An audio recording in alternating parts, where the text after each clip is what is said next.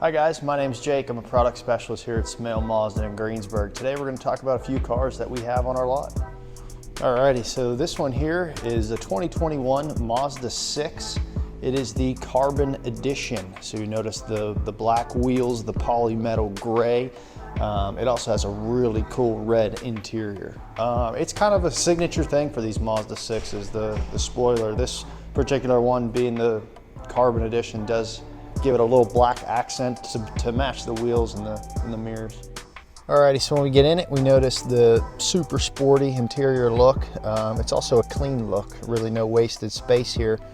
Every option comes in this car: the heated seats, the air conditioned seats, the heated steering. You also got your heads-up display, and there's just a very comfortable amount of room. Let's go check out the next one. Alrighty, so we also got this 2021 Mazda CX-9 Grand Touring in the beautiful red. The CX-9 is the third row vehicle for Mazda. Super convenient automatic liftgate. Plenty of storage space in there.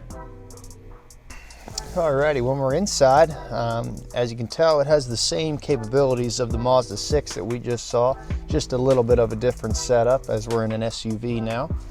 You still have comfort features, heated seats, air conditioned seats, heated steering.